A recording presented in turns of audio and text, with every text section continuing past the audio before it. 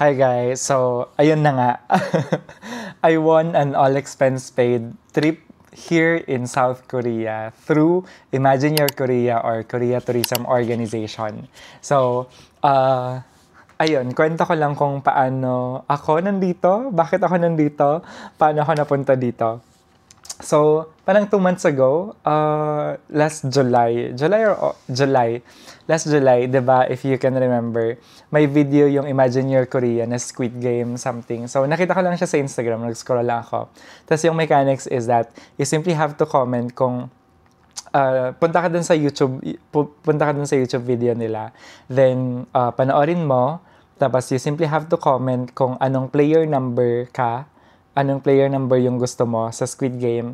And then, ika-comment mo kung saan ka mag-escape sa South Korea na yung mga hindi nabanggit na places doon sa video. So, ayun, nag-comment lang ako, player 120, tapos sinabi ko lang, Busan, something, something. Ayan, tapos parang, okay, ganyan lang. Hindi ko naman expect na mananalo ako. And then, pagdating ng August, nasa Japan ako nun. Imagine nasa ano ako nun, nasa bathtub ako nun. As in, parang nag-phone lang, nakababad lang ako. After a long day, ganyan, pagod. So, nagbabad lang ako sa bathtub. Tapos, ayun, parang, biglang may nag-email. Tapos, ayun, Imagine Your Korea, congratulations, ganyan, ganyan, you won. So, parang, alam mo yun, napatayo talaga ako.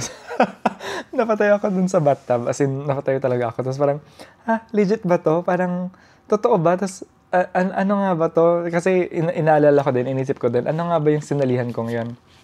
So, yun, parang, okay, ayun, binalikan ko yung comment doon. Tapos parang, wala pa kasi silang post din sa page or sa website nila. So, hindi ko alam kung totoo. As in, parang nagduda talaga ako kung totoo or hindi. Tapos yun, apparently, totoo naman siya. Totoo naman siya kasi nandito na ako. Pero, yun, during that time, parang, di ba, ang saya-saya ako, napatayo ako dun sa bathtub. Tapos parang, yun, compose yourself, ganyan, baka scam lang yan. So, napaupo ulit ako. Tapos, ayun, parang naghanap talaga ako ng proof na totoo siya. Kasi baka loko-loko lang ganyan, baka scam lang. Kasi kinukuha na ang passport details at parang ayun, mag-confirm tapos kinukuha na agad yung passport details. Tapos yun, parang ako naman, nag-send na din ako. Pero at the same time, skeptical pa ako noon kasi totoo ba? Totoo ba? Parang out of 2,000 plus na comments. As in, out of 2,000 plus na comments, ako yung mapipili. 7 lang yung winners doon, worldwide. Tapos parang, ayun, parang out of 2,000 plus, dumami pa yun eh. Tapos parang ako yung napili. Tapos, binalikan ko yung comment, may naka-pin post doon na same date, almost same date, nung pagtanggap ko ng email na nag-send na sila ng emails. Parang nag-announce na sila ng emails doon sa mga nanalo. So, parang nag-match naman yung timeline. Pero, ayun, at the same time, nagdududa pa rin ako kung totoo. So, okay, ganyan. Submit akong ganyan. Tapos parang after ilang days, ilang weeks din, walang information, walang anything. Tapos, totoo ba yan? Parang, baka nag-expect ako and all, ganyan. Pero, ayun, parang minar ko na siya sa calendar. As ayun, parang, after nun, after ilang weeks, saka ulit may nag-follow up email from KTO na, from Korea Tourism Organization. Tapos, ayun, parang may forward na ng information. And then, may mga tinanong na additional details, ganyan. So, nag-reply lang ulit ako. Tapos, wala nang email. Parang 2 weeks na lang, wala pa ulit email. Tapos, hanggang sa more than 1 week na lang, nag-email na ako.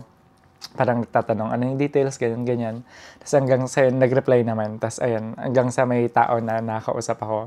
Sa WhatsApp na kami nag-usap. Tapos mukhang, apparently, totoo naman. Hanggang sa the week before, wala pa silang sinasend na flight ticket and all. Hanggang sa, parang 3 days, 4 days before lang. Although nasabi na nung a week before, nakabook na daw yung flight. Tapos parang okay, pero hindi pa sinasend yung flight ticket. So up until then, hindi pa talaga ako nag-expect na super. So wala pa akong concrete plans and all. Pero naka-leave na ako during these days. Tapos yan, parang Sunday, sinend na yung flight tickets. And ayun, legit naman siya. So ayun nga, sobrang nakakatuwa, feel blessed kasi yung flight is Asiana Airlines, and Asiana Airlines is one of the first full service airlines ng Korea, next to Korea Air. So 'di ba yung flight pa lang ang bongga na. Ayan, provided na yung flight. So pumili na lang kami ng flight dates except yung Chuseok holidays kasi parang peak season. So except those times after ng Chuseok, ayan na. Tapos, isasabihin lang namin yung date kung kailan kami aalis. Tapos yan, 2 nights stay dito sa hotel. Actually, nag-extend sila, nag-offer sila ng additional 1 night before yung main event. Tapos, ayan, parang sa akin kasi hindi ko talaga kayang mag-leave pa ng isang araw. So, yan, parang 2 nights lang talaga. Pero, ayan, naka-early check-in ako ngayon. Actually, mamaya yung event na start day 1 na ng events. 3 days kasi siya. So anyway, yun muna sa hotel. So 2 nights siya. And we're staying here sa Sofitel Ambassador. 5-star hotel. Diba? Parang ako parang di ko na-imagine yung sarili ko na magbubook ng 5-star hotel when traveling abroad. Alam niyo naman ako, budget hotel lang mostly. And when I'm traveling alone, when I'm traveling solo, hostel lang kung may maayos na hostel. Hostel lang talaga. So yun, hindi talaga ako nagsanay magstay sa ganito, and I would not book myself a hotel na ganito kaganda. So, ang ganda, as in, ang ganda. Tapos, kaharap mo lang yung Lotte World Tower. Tour ko kayo mamaya, bigyan ko kayo ng tour. Tapos, ayan, 2 nights dito. Tapos yan, yung the next 2 nights na, nag-book na lang ako ng hotel. Pero yung event kasi, 3 days siya. So, yung first day, may mga activities na rin kami. May naka-line up kami activities. I-vlog ko yun. Try kong i-vlog yun. So, we'll have K-pop dance workshop. Tapos, after that, K-beauty something. Tapos, yung hanbok experience. Punta kami sa yung Bukgong Palace. Then, after that, may dinner today. Tapos, yan. Tomorrow, yung main event, yung Squid Game talaga. So, parang dalawang Squid Game event. 1 in the morning and then 1 in the afternoon. So, talagang gagawin ata namin lahat yung game sa Squid Game. Tapos, naisip ko pa, paano pag totoong Squid Game pala to, no? Siya, international. Kukuha sila ng participants internationally. Tapos, kasama ako doon. Pero yun, bukas yung main event, Squid Game events siya. And then on Friday, may activities din kami. May activities pa kami. Parang spa or head spa. Ganyan. Tapos Temple food experience. And then yun na. That's the last part of the program. Parang until 3 p.m. siya. So after nun, sabi naman nila, okay na. You're on your own na. Ayun, so ganon, kaya ako napunta dito sa event na to. Parang sobrang swerte talaga, sobrang swerte. 7 winners out of, ilan yun? Out of thousands of comments. Tapos biglang napili ako. Actually hindi ko pa nami-meet yung mga participants. May meet natin sila mamaya. Ayun lang. Tapos, ayun. Sige, tour ko kayo dito sa hotel. Pasensya na medyo nagkalat na ako kasi nag-quick breakfast ako. Ganyan. Tour tayo dito sa hotel. Ayan. Pagpasok. Ayan. Safety. Tapos, ayan. Wardrobe. And then, sink area. Hindi ko na-gets yung sinabi kanina. Parang may bayad itong mga to. May bayad yata yung mga yan eh. Hirap mag-open. Ayan, may bayad yata yung mga yan. Yun, no? I'm not sure. Although meron naman akong dala. Tapos, ayan, sink area. Hi.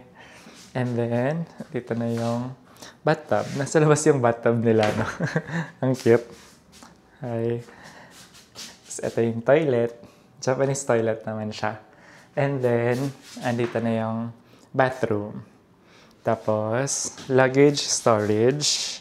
Tapos, shoe storage. May scale din doon. Then, coffee table. Tapos, ito na yung mga Hindi ko alam kung complementary itong mga to. Pero nagkape ako kasi I need my coffee. Wala akong tulog. Ay, may alak. Tapos, ayun. Feeling ko may bayad yung mga yun, no? Tapos, may fridge din naman. And, may ano din yata. Yun.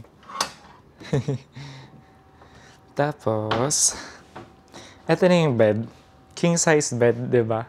So nice. Grabe, hindi ako sanay sa king size bed. Alam niyo, solo bed lang ako. Ganyan. Ay, may ano pa. More beauty sleep. Okay. Ayan. And then, yan. Ito yung pangmalakasan na view. Tignan niyo. Ay, okay. So, those are my things. Lounge area dyan. Ayan. Tapos, andito na may workstation. So, ito na yung view. Diba? Look at that. That's Lotte Sky World na. Lotte Sky Tower. Yan na oh. Tapos, ito na yung lake. Sokchon Lake. Tama ba? Basta yan. Diba? And sayang, early autumn pa lang, kaya hindi pa masyadong nag-color yung lake. Pero, ayun, diba? At tapos, andito na yung Lotte World. Lotte World na yan. And Lotte World Mall. Diba? It's so nice. So, eto na yung hotel natin. Ayun. Ano pa ba?